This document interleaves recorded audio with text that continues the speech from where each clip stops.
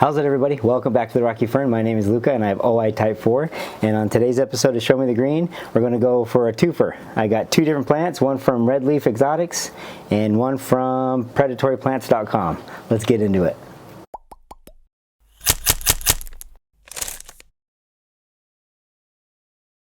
Okay, so this first plant is from Red Leaf Exotics, and it is a Nepenthes minima cross with a Nepenthes veitchii, the Candy Dreams, and it's a very awesome, beautiful plant. Dom over there at Red Leaf Exotics has done some amazing things, not only with Nepenthes, but you know, namely the Philodendron Spirit of Sanctity with the variegated form. But his carnivorous plant selection is amazing, and of course, Candy Dream speaks for itself. That is a very famous Grex of the Nepenthes veitchii. This plant is almost a year old, and I got it to him as a very small seedling. And it's beautiful. Right now it has a kind of a funky smell because there's a couple cockroaches in these bigger pitchers that are in the middle of decay. So it is sending off a little bit of a funk. But I'll post a video of a close-up of these guys so you can kind of see the striping on the peristome that they get from the Candy Dream Grex. And honestly, this is so beautiful. The newest pictures that it's been putting out are these very fat, squat pictures, and I can't wait for these guys to get huge. Let me see if I can get a close-up of for you guys, but you can see that striped peristome there, and it has that nice lid. I have a couple resident day geckos in this part of the collection, and they always go to that sticky exudate, that sticky residue that these Nepenthes give off right at the top of the lid. And of course it tracks all kinds of bugs and insects. It's been raining a lot lately, so we've had a lot of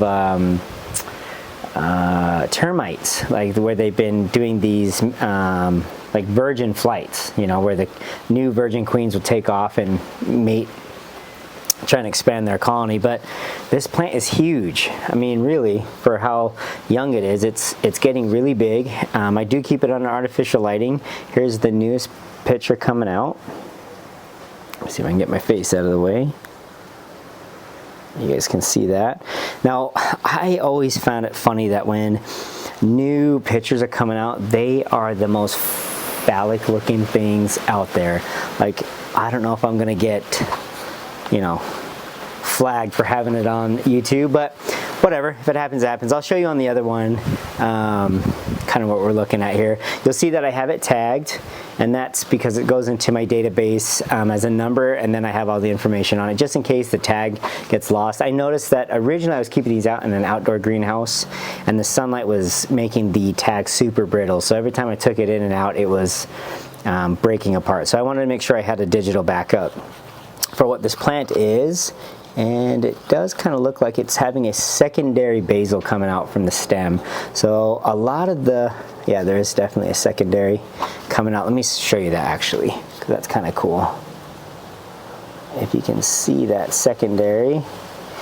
So that's kind of cool. It's going to have two secondary, two basals, and then eventually once it starts shooting off the upper pitchers, that's going to be really cool too, because in case you don't know, Nepenthes have two different pitcher styles. They have the basal style, and typically that means that the pitcher will have this winged effect right here, and they face inward toward the crown of the plant, and then as this plant matures and starts sending off uppers, they will lose this ladder-like structure, which is supposed to be to help terrestrial insects climb on into this very waxy, slippery peristome and slip in. They'll lose those on the upper because they're targeting more of a flying insect, and then instead of the pitchers facing the root or the crown of the plant, they'll start to face outward to give flying insects a better chance of actually getting caught.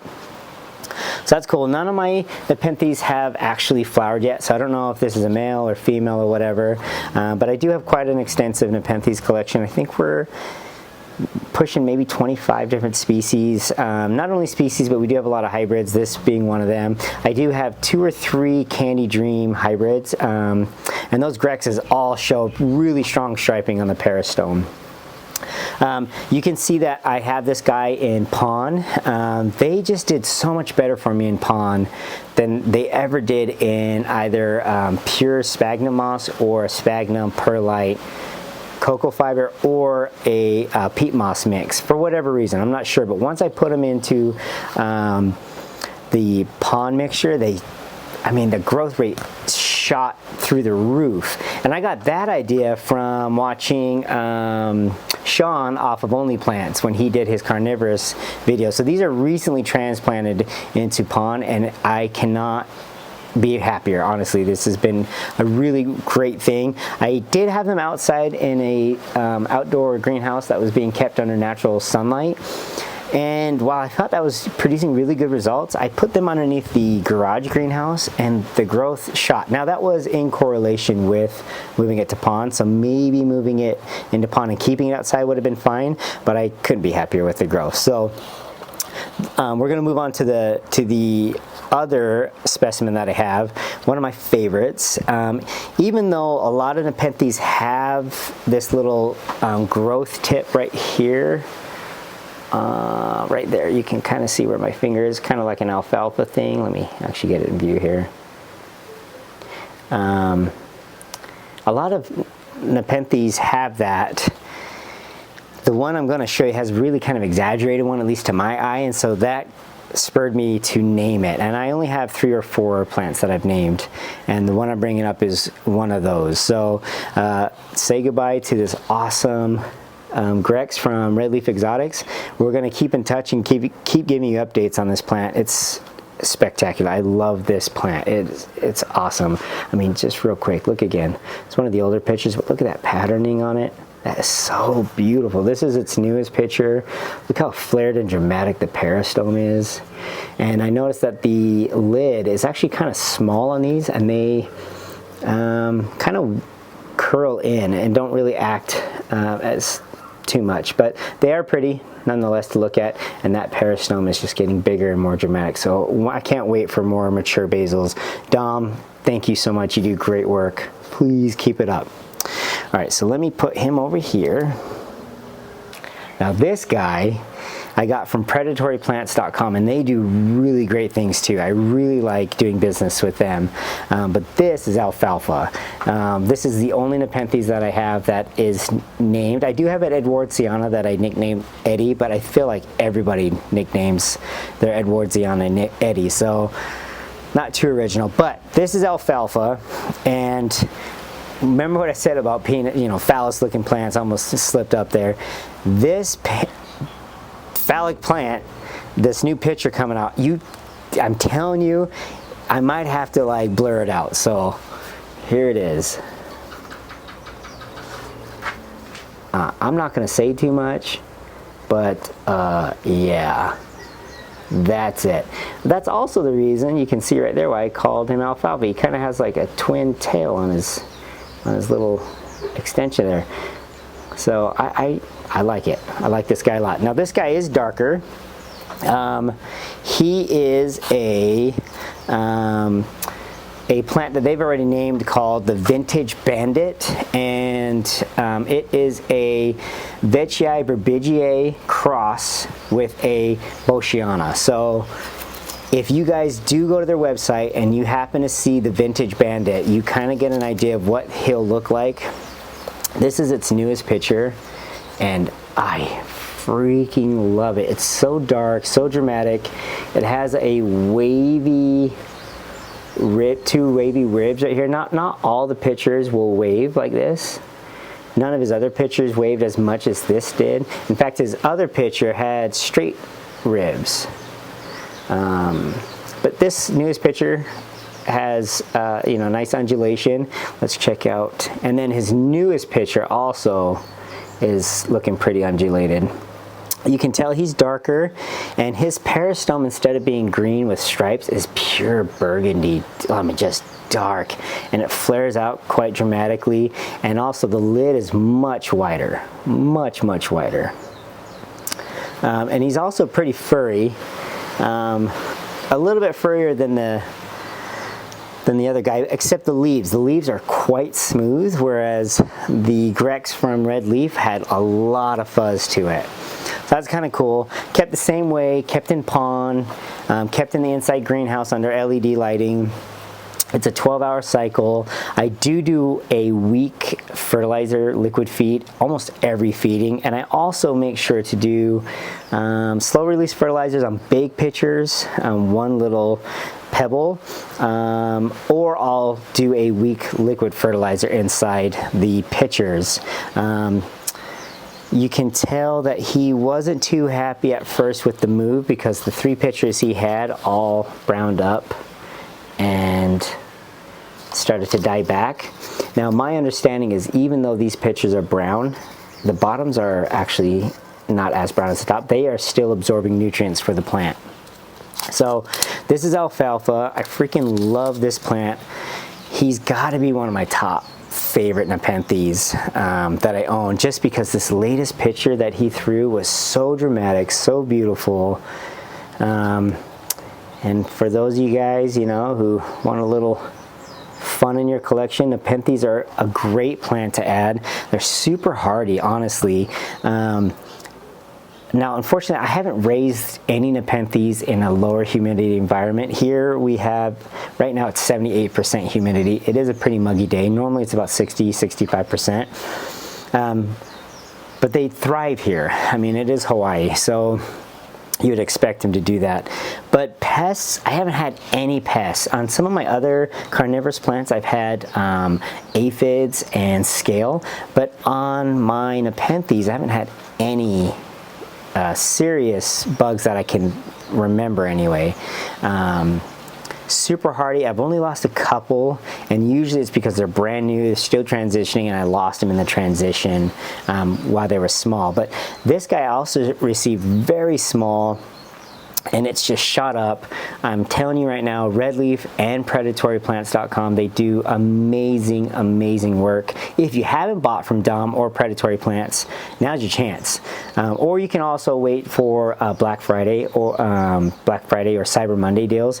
They usually have some really good deals. But just like this plant is putting out really nice basil pitchers, I can't wait to see them get more mature, because even young basils will produce different pitchers as they mature and they get kind of into their really nice filled out mature looking form. This guy looks like he's going to be long and tall and really kind of like, I don't know, maybe just cylindrical and girthy. You know, these are all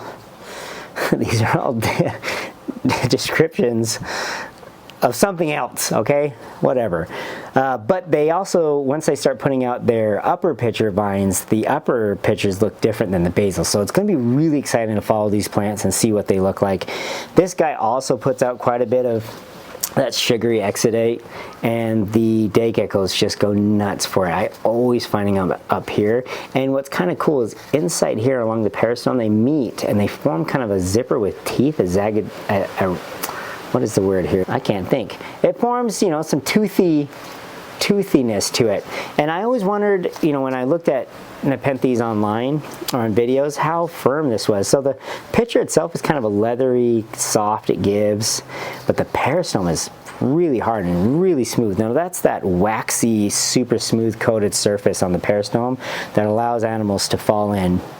Certain, if not all, but certain Nepenthe pitchers produce an exudate that makes insects act as if they were drunk, and they stumble in rather into the liquid-filled pitchers. So I do have to water these guys, I would say maybe once or twice a week. The bigger plant, for sure, I have to water once, 2 times, sometimes 3 times a week, depending on how warm it gets. And the warmest I've seen it get in here lately is maybe like 88 degrees, 89 degrees.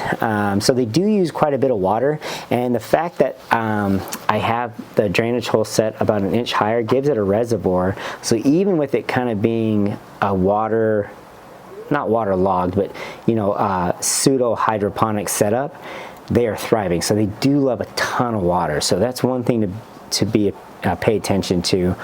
And it's much easier, or you get a lot more forgiveness in a pond setup, at least in my experience. So I wasn't having as good of growth in the sphagnum moss. However, that's not always the case. I have a truncata that is just blowing up in sphagnum moss. So maybe it's about the ecology of that plant, I'm not sure. But you do have to like the really nice green leaf. It does have some sun stressing to it. Some of my guys, like if you can see this guy, which we'll talk about in a later video, he's really sun stressed and really red. He gives us beautiful red color. Just amazing, really rewarding plants. It's something you guys should definitely try. I have a Bill Bailey back here, which you can get off of Amazon. So they're very readily available, and they used to be kind of daunting at the idea of keeping Nepenthes, maybe even like Rajas or Hamadas or even Edwardsiana, because they're kind of a highland variety. But I haven't had any issues, so something I would definitely give it a go if you guys are on the fence about getting a Nepenthes. But I hope you guys enjoyed it. If you did, please give a thumbs up, subscribe, and you know, we're getting close to that 200 subscriber mark. Once we do, I can't wait to show you the entire collection. So until next time, I'll see you guys on the next adventure. See you soon.